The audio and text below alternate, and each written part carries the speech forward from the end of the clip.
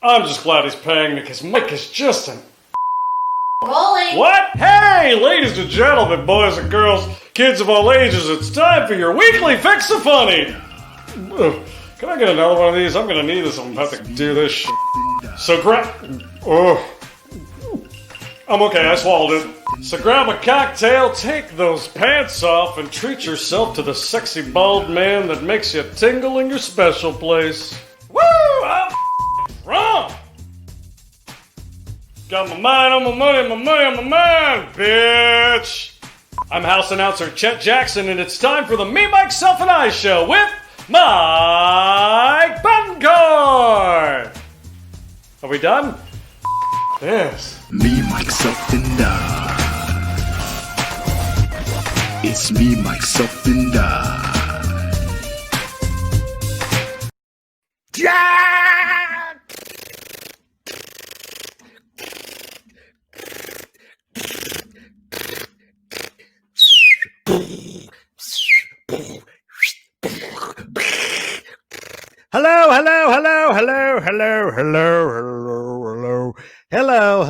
Hello, and welcome to another exciting episode of Me, Myself, and I. I am your host, Mike Betancourt, episode 131, not 131, but 131. And excuse me, I have a lot of coffee at 8 o'clock at night. Why? Because I need to be alert for you, each and every one of you. How's everybody doing? Oh, someone already left a comment already. Someone left a comment, Mr. Nick Bradley. Folks, I've known Nick Bradley since elementary. He always used to come to my shows. He's a United States Marine, and he always supported my career, always come out, and he always said, "What's up?" And this is his first time on the show supporting, and I don't know why, because I've always bothered him, but he supports. I'm like that little train that goes like, come on, keep going, but he supports. So thank you, Nick. What's up, Buttercup? How you doing? And did someone just hack into my Facebook account, because there's another Mike Betancourt saying, hell yeah. Hello, Mr. Mike Betancourt. Good to meet you finally for the very first time. Great name, great first name, and great last name. You have a great last name because it's Betancourt, not Bettencourt. Because why? We don't stutter our T's. Booyah, huh? 131. Anyways, all right. That is a lot of coffee I have right now, but I'm excited. I love this place. I love podcasting. I wasn't here last week because Funny Bunny took over, and we're going to talk about that because I watched last week's episode, and Dustin Wood was terrified. My correspondent, Dustin Wood, was terrified and excited, and he's still dealing with the trauma with Funny Bunny. So we're going to coach him. We're going to talk to him. If you don't know what I'm talking about, well, guess what? You should go to YouTube, Mike B Comedy, and check out the Funny Bunny episode. So don't forget. Oh, I should have put that on the banner. Why didn't I? Oh, well. This world is upside down anyways. Who's president? Huh? Do you know who's president? No one knows. When do you think we're going to find out who the president is? When? I say next week. I say next week we will find out after Veterans Day. I'm calling it right now. It's going to be a big fight. It's going to be a huge uproar. And everyone's like, you see all these people having a protest right now, and they're all fighting each other right now. I'm like, dude, just don't. Both sides have been screwing us over. Start the revolution, right? Why protest on one side? Protest both sides. Start the revolution.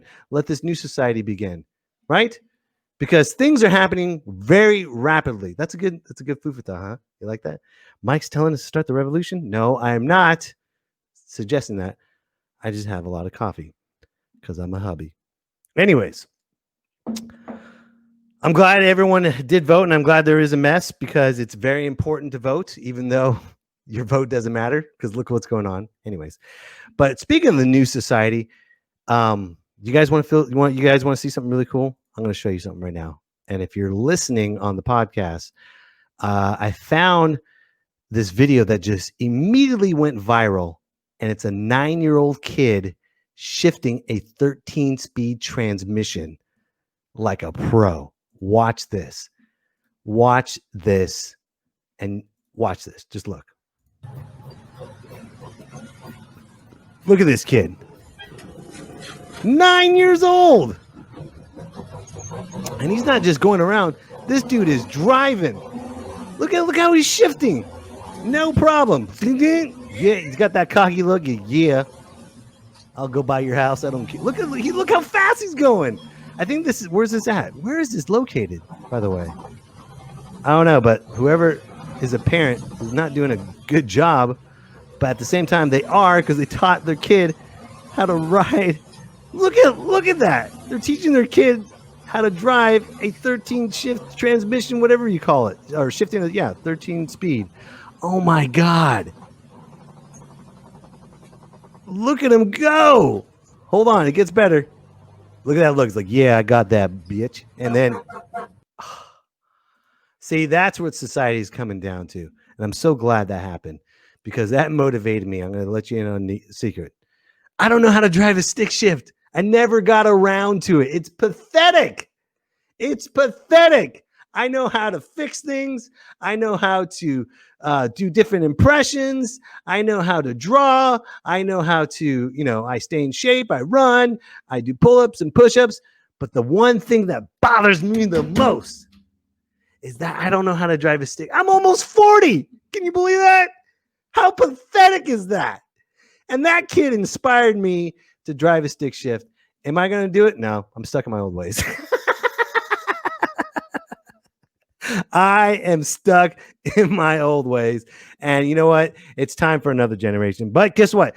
We have a very special correspondent delivery right now, because usually I'd be like, hey, this is Dustin Wood. And then I pop up Dustin's thought. But guess what? Dustin has something to present to me. So here he is, ladies and gentlemen. Oh, wait, hold on. Mike Betancourt says it must run. I don't drive sticks. Well, thank you, Mike Betancourt. Now both our names are ruined. Awesome. All right, ladies and gentlemen, my wonderful correspondent, who last week was first time interviewing on my show. He interviewed Funny Bunny. Like I said, if you don't know what I'm talking about, go to YouTube, Mike B Comedy, and watch the Funny Bunny episode. This Dustin Wood did such a tremendous job. I'm wondering if he's okay, though. But so, ladies and gentlemen, here's my correspondent, Mr. Dustin Wood. Hello, Dustin. Okay, so where did you get that coffee? You didn't buy it from a little baggie from a guy on the corner, did you? I don't think that was coffee. I think it's Colombian coffee, man. You ever had Puerto Rican coffee? Holy crap, dude. Puerto Rican coffee. I'm already crazy enough. Dude, Puerto Rican coffee is on a whole different level, my friend. I'm telling you right now. By the way, you asked where that video takes place, the kid shifting. Yeah. That has to be Boston. I'm guaranteeing you that parent was just sober enough to film their child driving them home from the bar. You see that look? I got it right. Yeah. Yeah, he got this look like, will you grow up, Dad? Like, yeah, come on, no one to cut it off. Seriously. How you doing, man? Yeah, man, thanks for having me back. I'm doing good. I've been it's been almost a week. It's been exactly a week now. I've finally gotten a full night of sleep, which eluded me after meeting our guests last week. By the way, folks, you can check out the Funny Bunny episode on youtube.com/MikeBComedy. There we go. Sorry. Go ahead. I'm sorry. Yeah, please. The more witnesses. You did a great job watching that. You did a great job interviewing Funny Bunny. I'm very proud of you. Thank you, because that's a tough first person to interview. Yeah, but you were, that's the great thing about online streaming is you weren't there face to face. Yeah. Oh yeah. Thank God. You had this separation right now. So that's good. That was the weirdest confession I've been to this week. Was telling Father Lee about Funny Bunny and being like, I had just very violent thoughts towards a man in a bunny costume. But it was Halloween. It was great. It was great, man. Oh, I know. He asked, he was like, is this happened on Halloween? And I was like, no, it happened a few days before Halloween. It was just a tough thing to explain altogether. Right. And don't do the funny bunny thing. It creeps me out, man. It's like hearing Jason's theme music, like. So you don't like hearing the funny bunny? All right, I'll stop. So what do you have for today, sir? What's your Dustin's thought of the day? So, okay, I wanted to do Dustin's thoughts, and I promise you next week it will be back. But I wanted to do something special this week. DTV, my production company, we've been working on a series, and we put the first episode out this week for the election. And since we were already talking about, the revolution that you've now instigated, it's on camera. I would love to show a video we made about Uncle Sam walking through Southern Oregon telling people to vote. Yeah, and I'll play that right now. It's sweet. We got some interesting responses. What were the responses? You'll see in the video, but we did meet somebody in the video. that. Yeah. We got some interesting reactions in the videos. Okay. I guess more apropos. Do you want me to block us out and play the whole video, or keep us on? Sure. Which one? We can talk Which about one? Yeah, both. Now, block us out. We'll talk about it afterwards. Okay, cool. Okay, cool. So this is it right here? Yep, that's the one. Okay. I'm sorry. I was watching it earlier. That's what happens on live. Here we go. Are we still in? No, yeah, we're still in. Okay. Yeah, we are. There we go. There Boom. we go.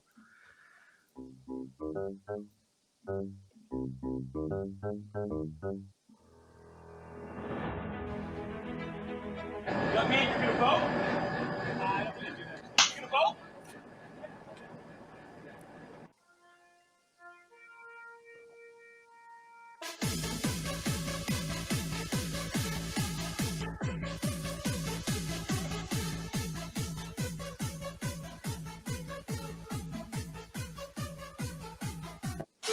Look, guys, election's coming up. Make sure you vote, okay? Vote, all right? Also, American Idol's coming up. Vote for that shit too.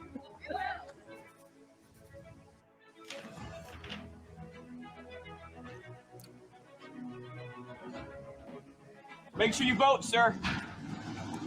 Vote with all your hearts. Red, white, and blue hearts. What's up, ladies? We got an election coming up. Don't forget to vote. If there was somebody to vote for, we would. Here you go. I can feel right this sleeping pills. Say vote. Make sure you vote, man, so we got an election coming up. Dude, I'm running for mayor. Of course I'm gonna vote. Really? Yeah. Can I hug you? This baby? No, but Here, I'd vote for you. Vote for Jill Ham. that's right. So vote for Jill Ham is a vote for America. And a vote for Trump. Sure.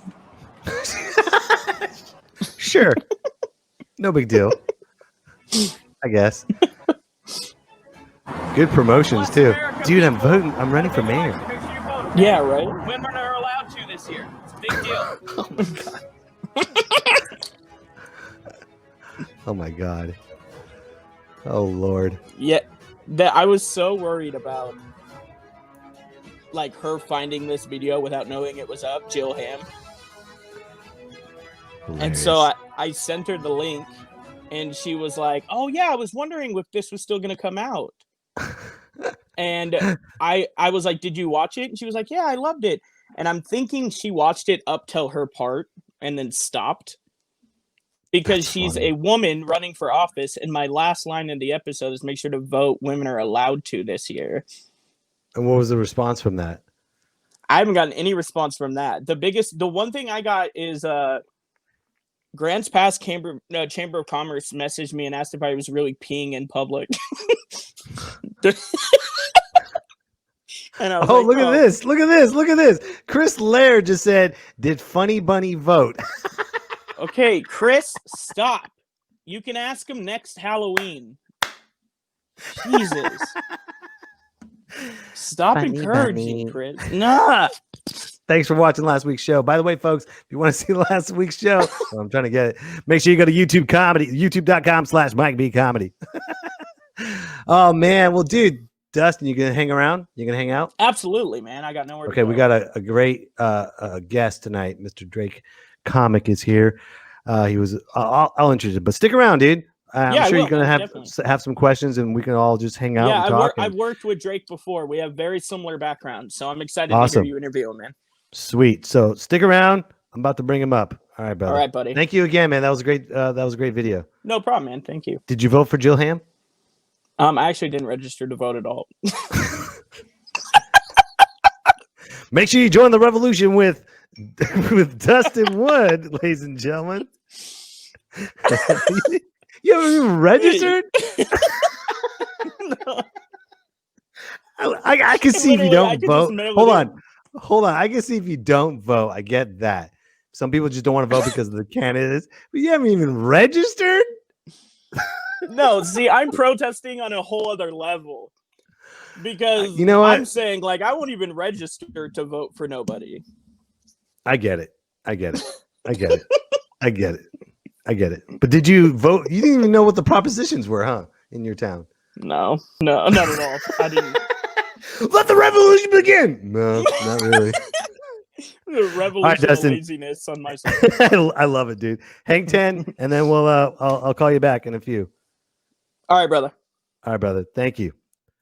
All right, before we bring him up, before I introduce Drake Comic, let me just set it up right now. Mr. Drake Comic was Drake Nelson, but now he's Drake Comic. And before he was a comic, he was a wrestler, and now he's missing wrestling and comedy, and he has a Twitch account, a Twitch TV. And guess what he does on Twitch? I'll show you what he does. I'm not going to explain what he does. I will show you what he does on Twitch. So if you ever try to challenge him at a video game, this is what's going to happen, baby.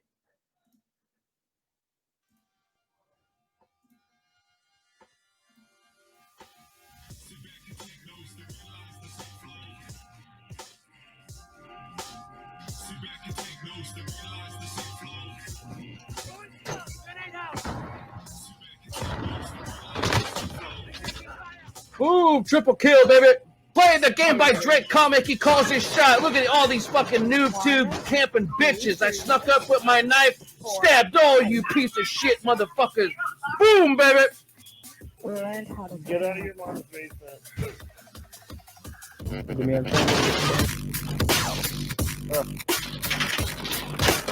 Bro, what? Oh my god. Got him. I'm wearing a luchador mask right now. Drake's a rapper. Come on, you gotta step your game up, fam. Oh, gotcha. Oh, camping on the stairs? Really? Camping on the stairs with a fucking mine? Oh, throwing knife? What? That's what I do to pieces of shit campers on the stairs. Stair campers. Watch out. I got my throwing knife. It's warmed up too. Oh, well, hello. Look out. Look out, noob. Come here. Look out, noob.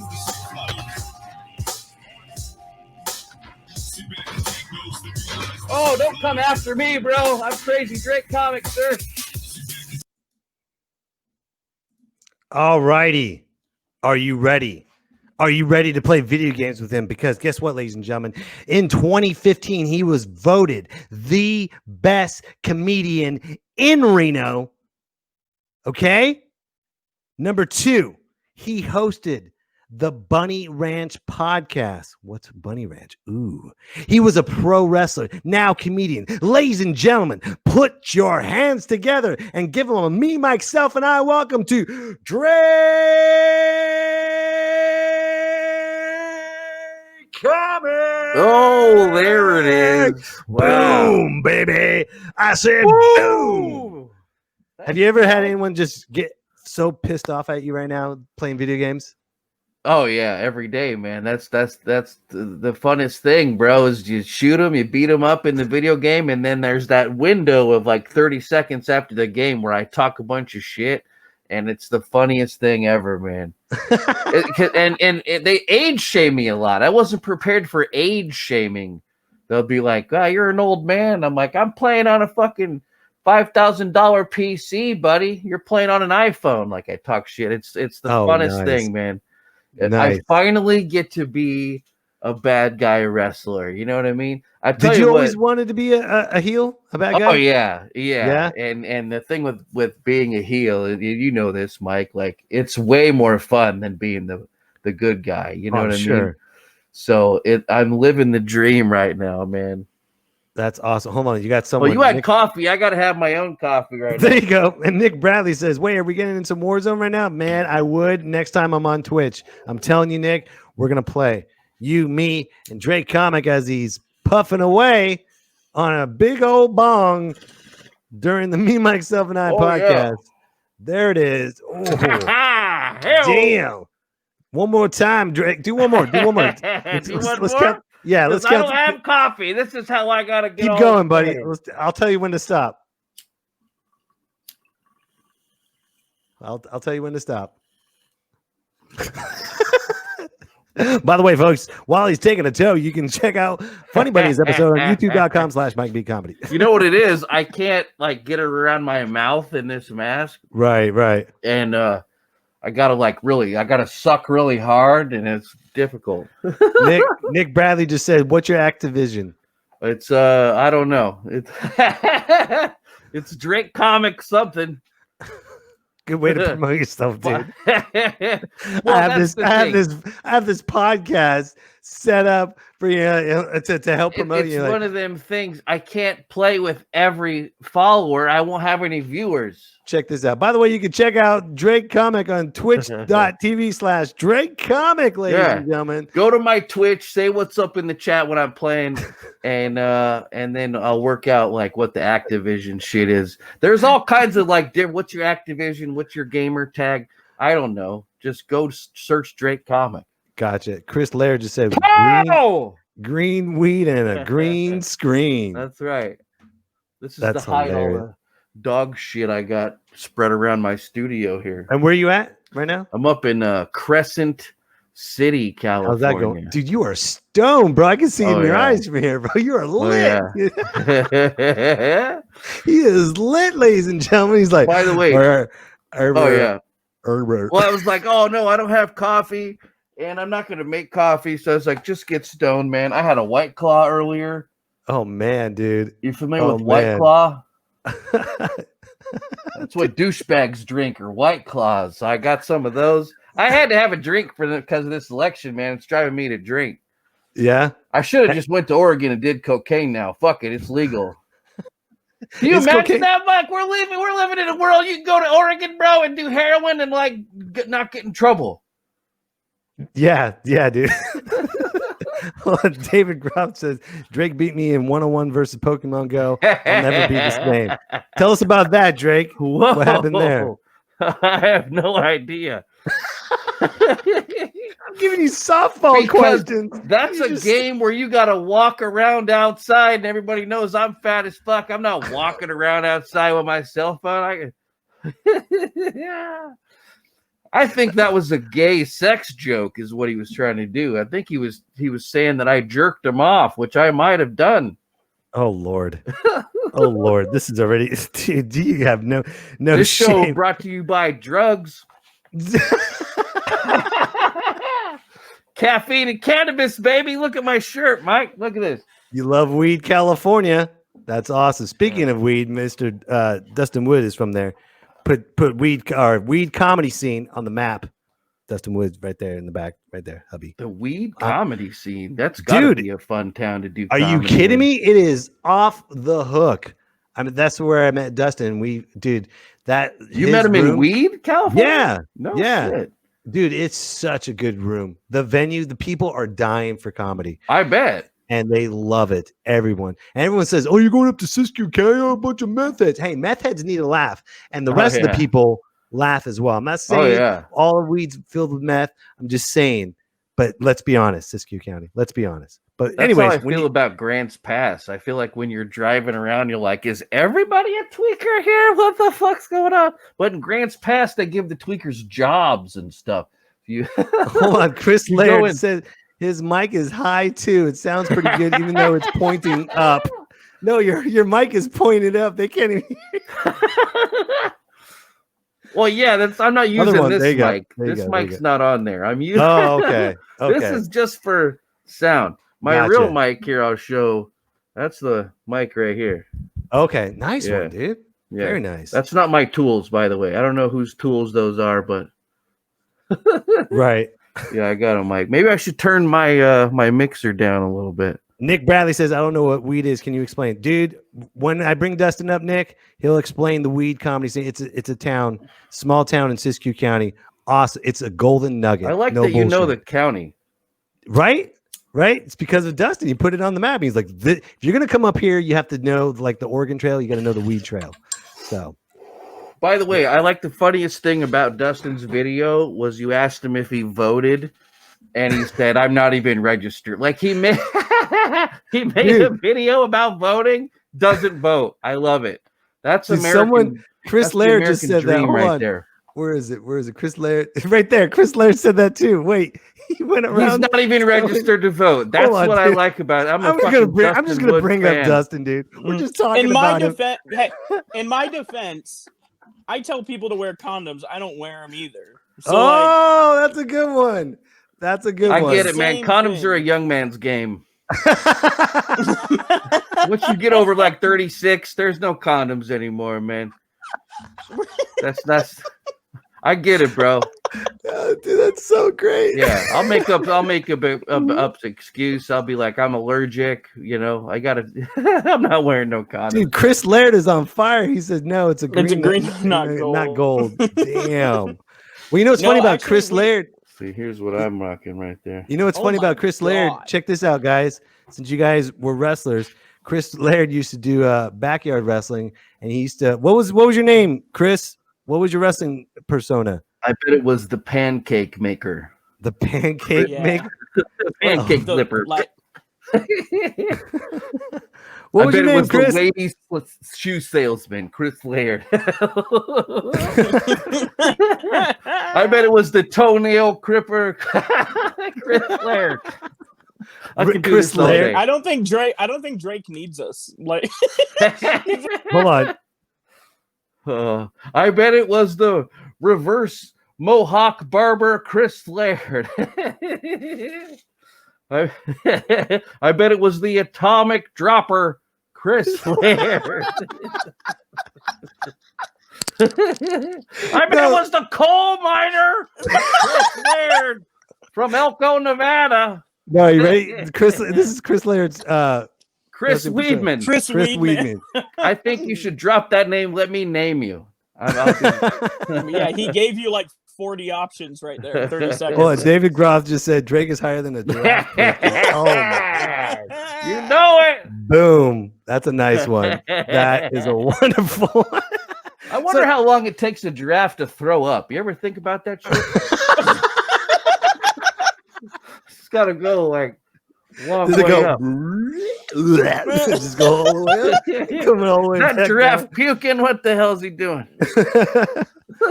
Wow. So tell us, Drake, since we're on the subject of wrestling, tell us about your wrestling career. Dustin, we'll get back to you, buddy. Okay? Yeah, no worries, man. Okay. We'll get back to you.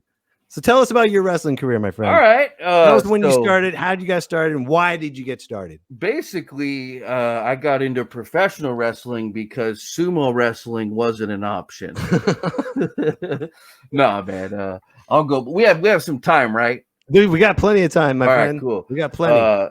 So, like a lot of kids in the 90s, like I wanted to be a pro wrestler, just like a lot of kids want to be a baseball player or a drug dealer or whatever. So, I went to wrestling school. Who trained you? I was trained by a guy in Marysville named Zach Reeb, who's also dabbled in some comedy. Dustin knows who he is because that's a kind of a small area, the like Butte County, Sacramento area, Marysville. Mm-hmm. A lot of people in entertainment know each other. Anyway, Zachary ran this company, still runs today, or was running for a while until the COVID and stuff, called PCW, short for Pro Championship Wrestling, excuse me. So yeah, man, when I was about 20, 21 years old, I started training, and I trained for about a year. And the style of wrestling that I was trained in is called 80s European. So this is boring. Like, no, this is great, man. We're all shit, wrestling nerds, man. Keep going. This is great. Yeah. So like when you meet people, in my opinion, that like have been in wrestling business, that's always like a tell sign of like, okay, what kind of style were you trained in? You know, and that's what my trainer would tell us was like 80s European. So like my head trainer was a guy named Schizo Mafioso. He guy was fucking insane, dude. And he's actually in prison right now for some type of violent. Living up to his name, dude. Yeah. But he was a weird, like legit schizo. Like in training and around the wrestling business, he was cool, man. You just thought he was one of the boys. He knew his shit. Would like mark out about wrestling and stuff. Outside of the building, though, the guy was fucking nuts, dude. Like just out of it. Anyway, that dude was trained by a guy named Paul DeMarco, who was trained by Lou Thez. You know what I mean? Wow. So that's my kind of lineage. Yeah. Wow. Not that like that's a big, if you're a wrestling nerd, it's kind of cool. Like why don't you tell everybody who Lou Thez is and how he's that's so the important? thing. So for wrestling people, they know who Lou Thez is, but Lou Thez is like a pretty well respected wrestling champion, and he was a legit shooter. I don't remember exactly where he was from, but he was essentially like The Rock, Ric Flair, Hulk Hogan, Stone Cold Steve Austin wrapped up into one guy. Like they just knew like there's wrestlers and then there's fucking Lou Thez. Don't fuck with Lou Thez. You know what I mean? Well, the great thing about Lou Thez is like his name became a wrestling move. The Thez, like, the Lou Thez press. Yeah. Which I didn't really understand because that's kind of an athletic thing, and he was more of like a shooter. But didn't he do that? Didn't he? Like, I don't remember if he did or not. Hit him over the head like that. He might have, but I mean, I don't think guys in that era were really doing shit like that. Okay. Maybe, but yeah. But when I started seeing the Thez press, I was like, I don't know if he left his feet ever. Like those guys were all about holds and grappling and stuff. So I just don't know, you know. And why don't you explain what European 80s style is versus American style? Sure. So basically, like there were different eras and territories. You'd have like the Japanese style, and then you know, you'd have kind of high flying luchador stuff in Mexico. 80s European was very ground based, but athletic at the same time. So like it like the kind of NorCal guys are very stiff but athletic, but guys in the Midwest and the South, they tend to work a real slow style of, you know, not a lot of bumping. It's all just headlocks, and like they build for like a crescendo to the end of the match. So it's, you know, in NorCal 80s European, it's kind of fast paced, back and forth. Southern styles looking real slow, headlocks, like, you know, fucking selling to the crowd more. And yeah, that's probably a stoned way of explaining that. Gotcha, man. Yeah. So, and how long were you a wrestler for? So I did that for like, I trained for a year, and then I wrestled every once in a while for like a couple years. So, and then I worked a battle royal in Los Angeles, like on the outskirts of Los Angeles, for a guy named Danny Ramirez, who was a referee in Extreme Pro Wrestling. You remember XPW back in the day? I've heard of it. Yeah. Yeah, they did like a bunch of death matches in the early 2000s. Wrestling marks will know what XPW is. But so Danny Ramirez, who was like the head ref of this company, started his own promotion, asked me to kind of be a part of it. And I wrestled one match with this guy who was not trained well at all. And we started wrestling around, and I could tell he wasn't trained, but he talked a good game backstage. Anyway, I'm putting myself in holds and shit. You know what I mean? It was terrible. Anyway, he makes a mistake and destroys my ankle. You know what I mean? How do you do that? What do you do? Well, I was in a headlock and I was going to shoot him off. He was going to come to the rope, come back at me, and hit me with a big shoulder tackle, right? It's like the easiest spot. You see it in every wrestling match. Right. So I call that spot, and he, instead of working with me and hitting me with his shoulder, he like ran me over. You know what I mean? So he stepped on my ankle when he did that. Full speed. And then I went to take the bump, and my ankle just exploded. There was footage on YouTube for a long time. Like my ankle was pointing the other way, like it was all crooked and stuff. So that ended like the physical part of my wrestling career at like 25 years old. So then I went back to school, got a little degree in video production, and then I started like producing wrestling television. Nice. You know what I mean? So I was on the road every weekend for a couple years, and I would just, me and my buddy would just go with a couple cameras. This is when I was at Chico, and I was going to Butte College up there. So we would film it and go and chop it all up, and then we would send it to like public access stations. You know what I mean? So we were on the air in 3 states, you know, a couple college kids. So that was like what I did for years, you know, so produce wrestling and stuff. I became a part owner of a wrestling company at one point, you know, ring crew, everything, man. What did you like about the production side that you that is it like the same as like video production for the news? Is like really fast paced guerrilla? No. And the thing about wrestling, that's a great question, by the way, Mike.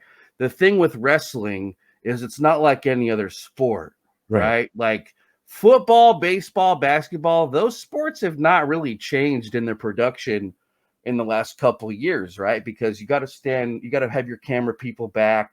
Right. You know, like football, right? Like, you hike the quarter, you hike the ball, right? Hand it off, the guy tackles, and then the play's dead. Everybody resets. Everybody's seen that production, right? Same thing with baseball, basketball. But the thing with wrestling is you never know what they're going to do. You know what I mean? Right. So you're filming it or whatever, and you don't really know where to stand because they'll come flying out at any moment. Or like there's a manager on the outside of the ring. You know, whatever. You wouldn't know their spots ahead of time? You wouldn't know their spots? Okay. We would go to the booking meetings. And so if we needed to film shit a certain way, that's what we did.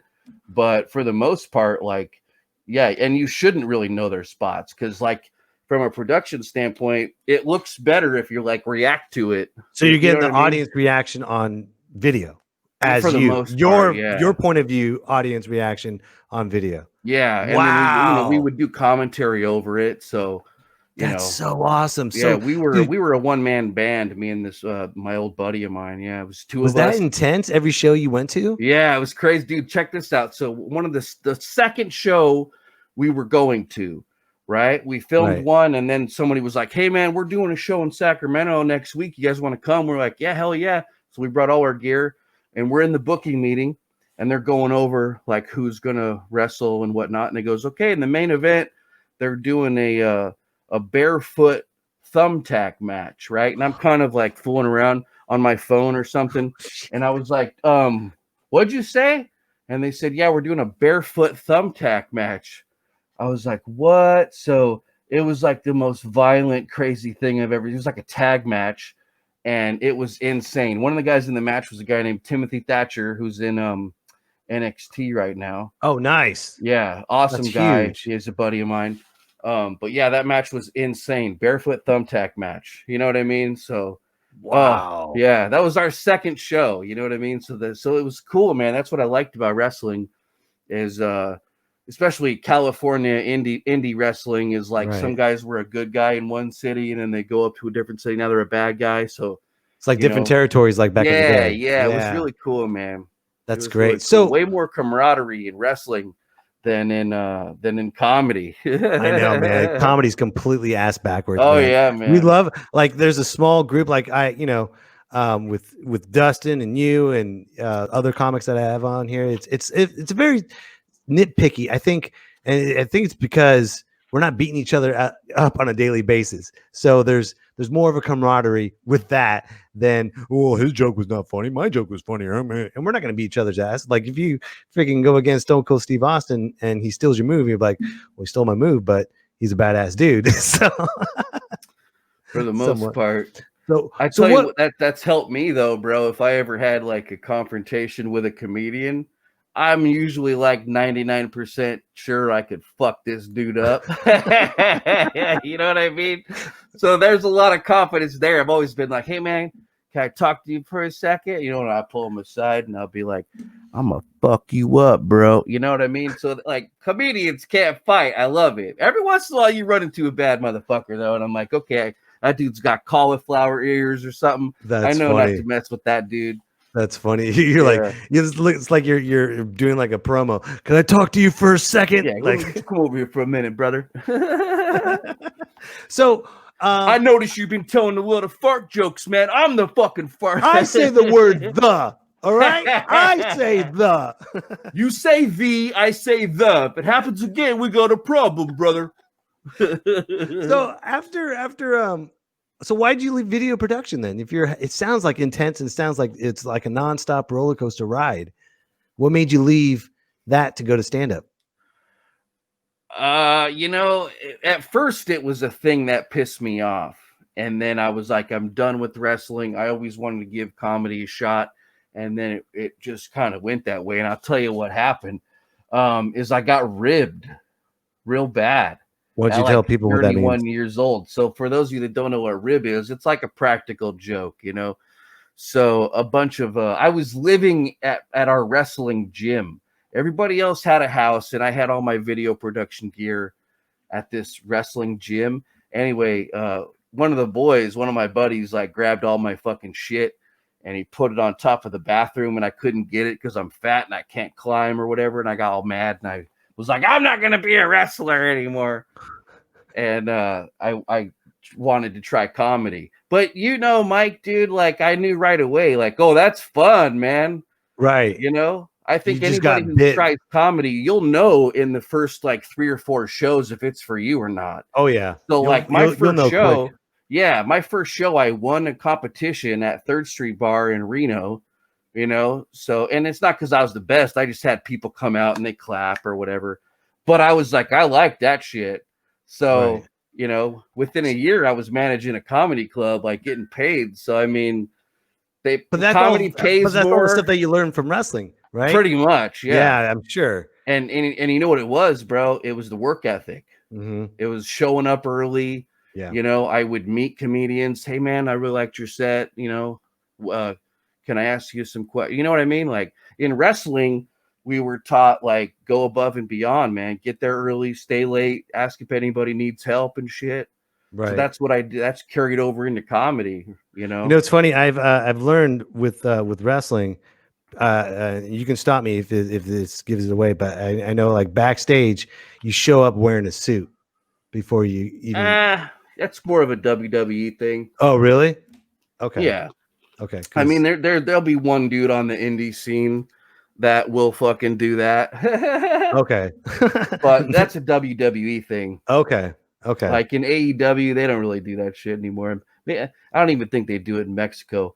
I mean, most of these guys are big, you know, so it's hard for them to get in fucking suits. Plus, I know, right? Like, they hate it, but you know, when funny. Vince McMahon's like telling you you're going to lose your $1 million contract if you don't do it. Dude, I wear a suit. That's for sure. You better believe it. And even like some guys like Undertaker and Brock Lesnar ain't wearing a fucking suit. That's for sure. I don't know, man. I was backstage at WrestleMania at Levi Stadium, and he was decked out in a 3-piece suiter, man. Yeah. But dude, he's not traveling in a suit. He'll put that shit on backstage. His suit was like that. Oh, like, yeah. Ripped onto his arms. I'm like, dude, is he wearing a suit? Or is that skin? Yeah. He's so damn big. It's crazy. That people aren't built like that, man. No, I he's think not he human. ate like a real guy. He probably did. He probably did. Hey, quick thing.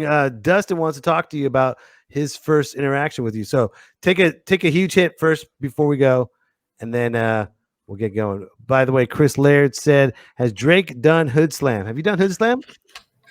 I haven't done it as a wrestler, but those are all my boys. Nice, man, dude. Their production value and here, they're amazing. Yeah, and they put out a DVD, bro, about like I think it's called Hood Slam the Phenomenon. That's a good question, Chris.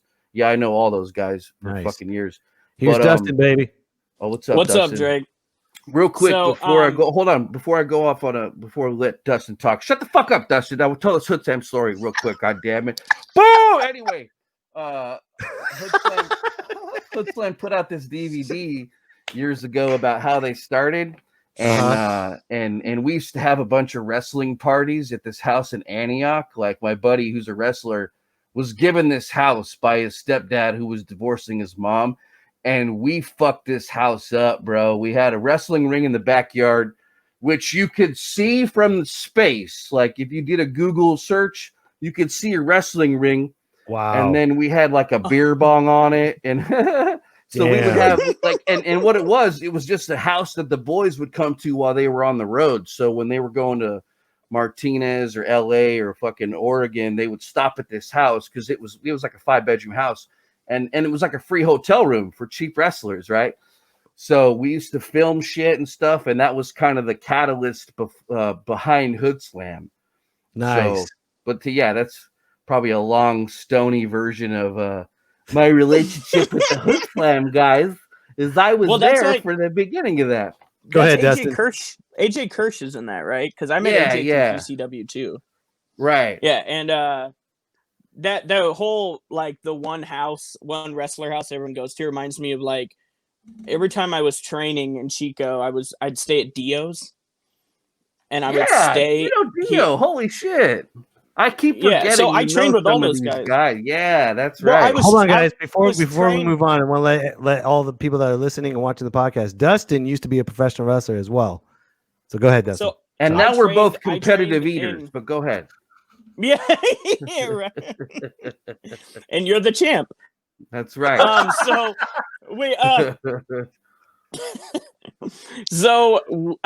remember, I was trained in Chico by Brian Cage, who's on AEW now, but he was trained by all the guys. Yeah, you guys were trained. He was trained by all the guys you were trained by. So I think just like through second or third hand training, I personally didn't know that there was a name to the style I was trained. The European 80s or whatever. I didn't know that.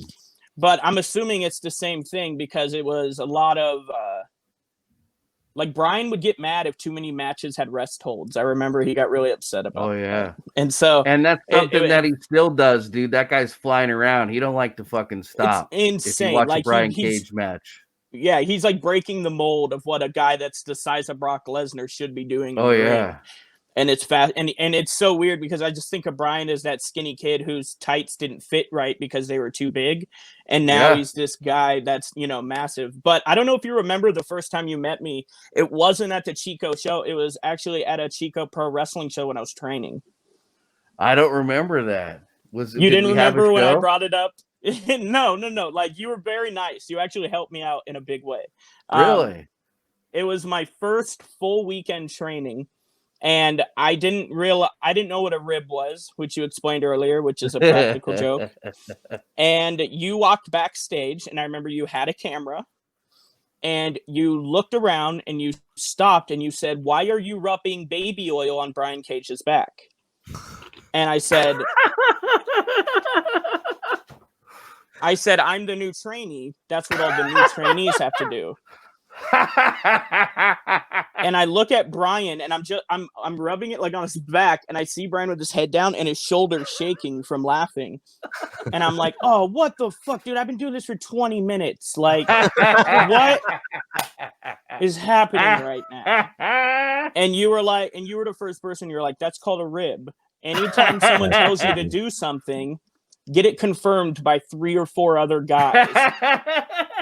But that could also be like but they could also be in on it too. That's kind of I know. Setting you up for failure too, because they're probably a big reason they do that is to see if you're one of those like hard asses that is gonna get pissed off and try to really, you don't ever want to be in a ring with a guy that takes like promos personally, because then they're gonna try to take shots at you in the ring, or like. I had one guy go, "I hope you hit me in the match because I want to give you a receipt." And I'm like, "You want to give me for a receipt for something I haven't done yet? Like, you just don't like me." And so I think that's what ribs are designed for, because it's, as much as it looks like two guys beating the crap out of each other, it's very much, you have to you put your life in the other person's hands. Yeah, I totally agree. And look at, I mean, Drake has the story about, you know, a guy that wasn't trained well enough, and he, you know, you put trust in someone that maybe doesn't deserve it because they lied to you and said that they could do more than they, and now you're out at 25. Man. It could be shady. It's shady as and fuck. Drake was talking about the camaraderie, but it could also be grimy too. I mean, I'm sure you've seen the dark side of wrestling. Oh right? yeah, that was a great series, man. Dude, it's like the mafia was in charge. Oh yeah, of especially the like wrestling Texas business in the 80s, dude. Yeah. Oh, dude. It's hard. I mean, and it still happens in I think a lot of these lower companies, like Drake brought up, there's always the one guy in the suit. There's always the one guy that thinks it's WWE and treats it that way, which could be good if you're treating it work ethic way. But when you're treating it like wrestling in Portland, these guys were it was so just toxic backstage. Oh yeah. And they had a reputation back when I was in the business that like Portland were fucking weird, man. They're crazy. They acted like it was the biggest company in the world. I had one and guy they were not good. They were not trained well. Not at all. And like didn't have an idea about gimmicks. There was a guy that had Colossus from X-Men tattooed on his back. And I was like, I introduced myself to him, and I was like, save some pussy for the rest of us, right? That's hilarious. And I shook his hand, and he did the limp wrestler handshake, and I asked him, "What's your gimmick?" And he's like, "They call me the Metal Man." And I go, "Why don't you call yourself Colossus?"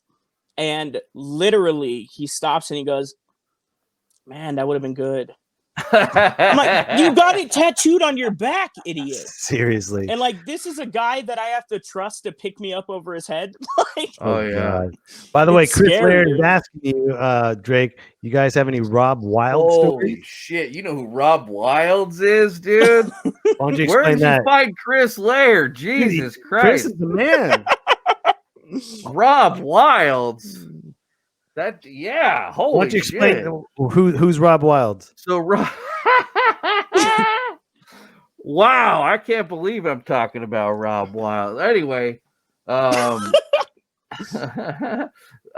he was can I even call him a promoter? Like just because he had money and he rented out like a shit like exposition hall in Yuba City and he had like some wrestling ring. I guess he was a promoter.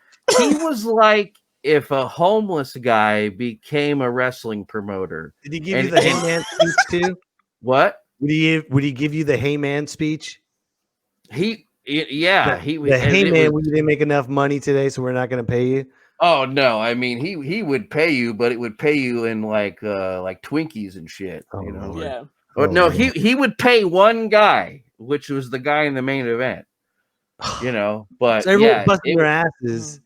That's how Tons of Fun got his gimmick. They just kept giving him the Twinkies for payment. And he just put him in a shopping cart. But Rob Wilds is an interesting dude. And you know, I'm not a lot of like legit pro wrestlers would shit on Rob, and he gave me an opportunity. I'm not gonna say that, you know, he was just a weird guy. He stole one of my Chris Laird just said, sounds about right. Yeah. Hey, he's like if you went to a fleet like a striper show, like if you went to like a striper, no one's gonna know who striper is. If you went to like a Def Leppard show in 1987 and picked a guy out of the first row and had him run a wrestling company, that's Rob Wild. There you go. Did he have a mullet? He had like it was just long 80s metal hair. You know, and then it all he shaved his head at one point, and you're like, dude, you have cancer? What's going on? You know, like, when people shave, like when they have long, beautiful hair and then they don't, and then you have to acknowledge it, like, oh, what's going on, man? You trying to hide from the IRS or something? What's going on? That's funny. Hey, Dustin, hang tight, man. I got some more questions for Drake, man. Thanks, hang tight, buddy. Thanks, Dustin. Dude, so Drake, wow, wrestler. Comedian, why don't you tell us about the Bunny Ranch podcast? I'm sure you have a lot of stories about that place. Oh yeah. So fast forward from wrestling to the Bunny Ranch. So I'm from Reno, Nevada, right? And prostitution is legal in Nevada. I mean, you know that, Mike, because you get whores all the time. But All your the time, fans- man. All your the fans, time. they don't know that. 24/7, ladies. Come on. I'm like the Val Venus of prostitution. Come on, baby. But yeah, man. So I was always you know who Dennis Hoff was, Mike, right? He was the owner of He the was Bunny Ranch. the owner. Okay. Yeah. Now they had a really successful show. I mean, I don't know him. I didn't know him personally. But I know. And we're not allowed to talk about like people who go to the Bunny Ranch. Right. Know? I've seen you, but I'm not going to bring that up. You know, That was when I had hair. yeah, exactly. You took Rob Wilds' hair, and anyway. Dude, I don't even know who Rob Wild is, but I would pay for at least a hairline. Did I paint you a picture? Huh? Did I paint you a picture? Like, go to any Def Leppard heavy metal show in 1989, grab one of those people. That's a wrestling promoter. That's Rob Wild. Is he on Google? I don't know. If he is, I guarantee he doesn't have that hair anymore. And if he's in the wrestling business anymore, I'm gonna punch myself in the dick. Like, that guy should not, because it's like in comedy, bro. You know, when you've been doing comedy long enough, right? You see somebody else doing comedy for like 8 years and they stink, right? And you know he should have quit, but he won't quit. He's just gonna keep coming to the open mics, right? That's how Rob Wild. Anyway, speaking of punching yourself in the dick, Bunny Ranch. Let's go. Bunny Ranch. Bam! Here's $500. Oh,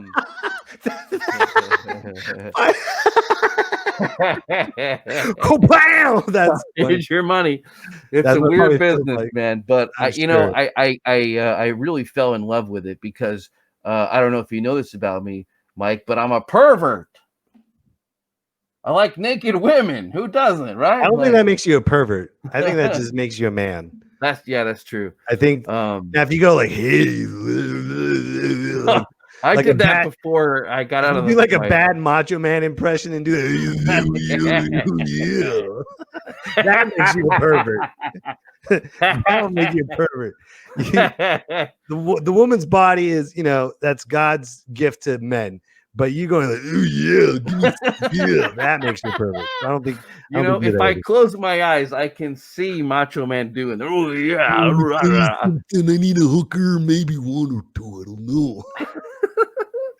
You got a great Macho Man. Thank you, man. Thank you. But anyway, I worked in a bunch of different fields and found myself working at the Bunny Ranch, man. And I made Dennis Hoff like an audition tape, because I looked at like the production and stuff. Right. And I was like, hey, man, I could make this look a lot better. So I had a friend of mine who was another comedian named Richard Hunter. Right. Okay. And got a funny kind of name, Richard Hunter, Anyway, he worked there. But he wasn't very good at video production, I mean, he was all right, but like, I kind of have a background in that stuff. So I made a video, he gave it to Dennis, and then some time went by and Dennis hired me. Yeah, man, it was a wild job. Like, can you talk about it? Oh yeah. The second day I was there, like I filmed this girl and she used to be a porn star in the 90s. And it was like a profile video, right? Like you go to the website, you click her name, it's got pictures or bio, and then a video. The video is what I did. So I was like, so what do you want to do for your video? And she goes, did anybody tell you what my specialty is? And I say, no. And she goes, anal fisting. I said, what? Like I had been familiar with anal, right? And I had been familiar with fisting, but I didn't know about anal fisting. And she was proud of that. Yeah. Not like it's one of her qualities that she has, but she was like, this is my finishing move. Yeah. This is my punt. This is my closer. Right for it too. Oh man. So like is that open fist or is that you did the hand puppet? Well, and she was real good at it. She brings out this big bottle of lube, right? Oh, and Lord. She gets a rubber glove on and she puts the glove on. I thought I was gonna get an exam for a minute, Right. But, then she just balls up her fist and pow right up, dude. Like, but she was laughing the whole time. Like she was like professional. You know what I'm saying? Dude. But that was like my second or third day.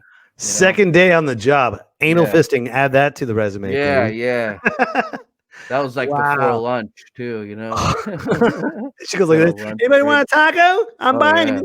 But I tell you what, man, I learned a lot about women, man. Like what'd you learn? I learned how to eat pussy. Okay. Like, that's a real thing. I didn't not like physically. And that's a crass way of saying like I'm pretty good in the bedroom now. I'm a pretty good lover now. I like how you just went had straight like to the 200 point. I had 200 like sexually empowered women like tell me how they like to have sex. You know what I'm saying? Right. Like it was an amazing education, man. It was just really cool because that's what I attributed to, bro, is sexually empowered women. You know what I mean? Like so that's funny, man. You went from like wrestling with a bunch of dudes in backstage and knowing that side of the field.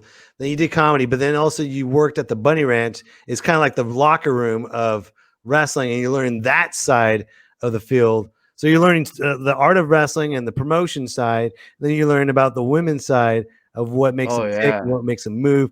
Dude, so much knowledge, man. You should write a book. You need to write a book, dude. I know. I thought about doing that and then just interviewing people. You know what I mean? Like, so what's the main thing that the women at the Bunny Ranch told? What's their main thread that they told you besides what you just said? But like don't smack them. I guess like our dads, they used to just smack them. They don't like that, apparently. I guess not. I mean, if they want to get smacked, then don't give them a little bullshit smack. You gotta fucking tattoo them. You can fist them up the ass. That's fine. That's no problem. Consent. It's Never consent. start with that. Gotcha. You gotta work your way up the pipe. But and what I want the pipe. Boom! I see what you did there. Basically, I kind of figured out and was led to kind of believe that every woman and partner, I should say, I shouldn't just say women, but like your partner is like a combination lock.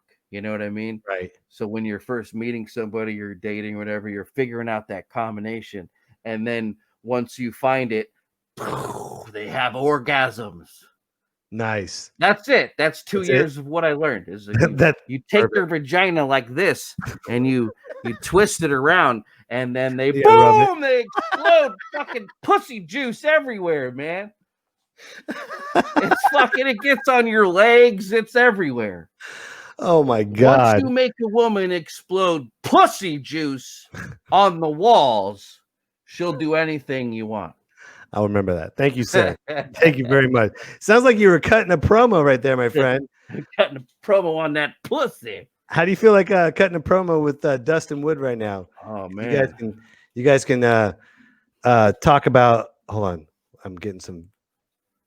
Are we allowed to say pussy juice? Not at all. We're being broadcast on KNYO right now in Fort Bragg, so we'll probably lose this, but it's okay.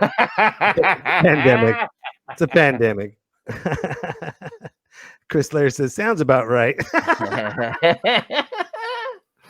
Chris Laird bringing up Rob Wild. Before we close this up, I want to also talk about your TikTok videos. But before we get there, let's do the TikTok videos, and then we'll have a promo shoot. First of all, before we do that, why don't you tell us about what the art of the promo shoot is all about? I mean, if you're gonna cut a promo on somebody, like you gotta bury them, and you gotta explain why you're the. It doesn't have to make sense. You just got to explain why you're the best and they're dog shit. Gotcha. So before we get to the promo shoot with Drake Comic and DW Dustin Wood, we're gonna show what you've been doing lately on TikTok. Why don't you explain the Big D? And by the way, for those of you who I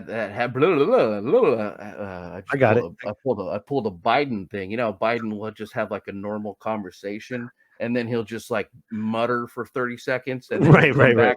He'll come. That's what I just did. Mike Betancourt does my intro for me because he's got a nice, sexy radio voice, and he did my intro. But basically, the Big D is just bullshit. It's it's just a commercial to come to my Twitch page and see more nonsense. So okay, so we're gonna play a couple of Big D videos. Let's play it. Presents the Big D. Give a man a fish, he eats for a day. Then he pukes because eating raw fish is bad. You just inhaled the Big D. Let's play another one. Drake Comic presents the Big D. Yesterday is gone and tomorrow isn't promised. So today you should admit that pumpkin spice is awful. You just consume. I like the little jog. The Big D. Let's see. What's next? Oh, it's not Big D? No, that's just me. Okay, here we go. Around. Comic presents the Big D. In the game of life, you can dribble and pass and dribble and shoot, or pass and dribble and shoot pass and bounce pass and shoot and pass and dunk and shoot and pass and dribble, pass and shoot, but never quit. You've been watching the Big D. Oh man! Oh, one more. Drake Comic presents the Big Ain't nobody D. getting a drone. If you're in a bad mood, try some ice cream. If you're out of ice cream, I love the jog. Try some ketchup and realize that you're an idiot. You've been watching the Big D. The Big D. That's it.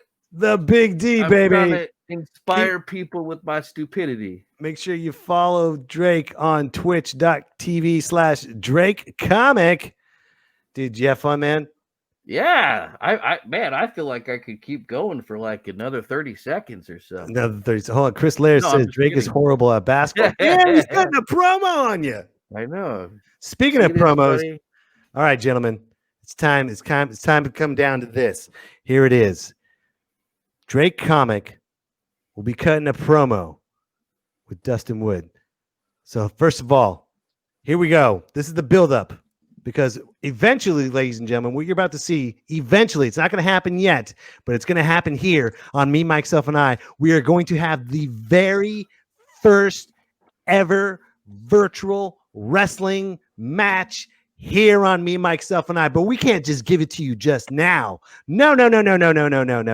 We have to have the buildup. We have to have what is called the little bubblies, the little pops. Pop. So this is the first time Drake Comic. This is the first time Dustin Wood is meeting each other here on Me, Myself, and I. They talked about their past. They talked about their present. And now they're about to talk about the future. So speaking of the future, let's have Dustin Wood come off and start off with his promo You know, Drake, I find it interesting that you call yourself Drake Comic. It's funny because you're named after two things that you'll never be. You're never going to be Drake, and you're never going to be considered a real comic. I think it's great that you have the D on your head and that these women taught you how to go down on women, because the only big D a woman's ever getting is in your stupid videos. Oh my God! I can't believe this. Okay, now it's time for Drake's Robot.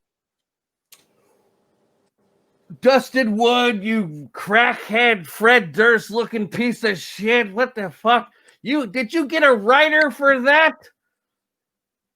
You got a writer to insult you said my name is Drake. Of course I'm not the real Drake. I have talent, unlike you and unlike Drake. Dustin Wood, you have the audacity to wear a hat inside of your own bedroom right now and put some fucking posters and little plastic butt plug looking figurines behind your shoulder right now. And you have the audacity to make fun of my name. And I've punched prettier guys like you in the face for breakfast. That's my goddamn promo. There it is. As stoned Where are my drugs? As stoned as he is, ladies and gentlemen, this is the very first promo shoot here on Me, Myself, and I. Eventually, ladies and gentlemen, you're going to see the very first virtual wrestling match. We're not going to do it all for the nookie. Come on, the nookie. Come on. Give me that cookie. Oh, that's funny.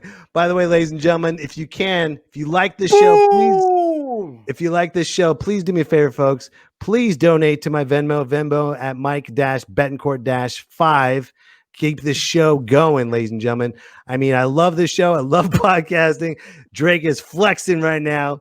And by the way, you can follow Drake again at twitch.tv/DrakeComic.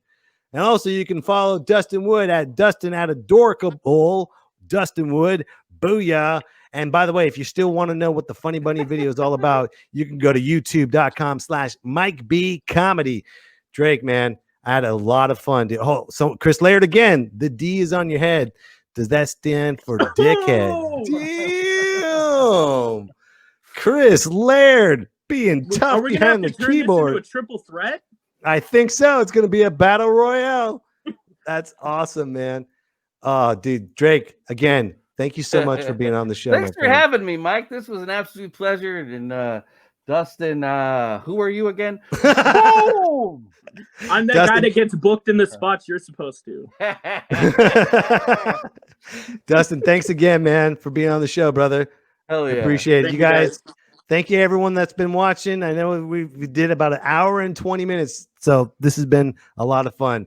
And by the way, Drake, I always leave it on a prayer because we're going through a pandemic right now. We're going through a lot of crap. And I know we talked about the Bunny Ranch, but you know what? It's all about prayer right now. And the only person to pray with us is a prayer from Sam Elliott. And now, a prayer from Sam Elliott. Dear Heavenly Father, give me the strength, for I don't have any patience for stupidity anymore. Everywhere I go, I see someone doing something stupid, and I just want to smack them across the head, but I can't, dear Father, for you are the dude of this universe. Dear Lord, we're in a pandemic, and I'm starting to lose my cool. All I want to do is sit in my leather chair, smoke a Marlboro Red, and drink a beer. Coors, America's beer. Lone Star Barbecue. Amen.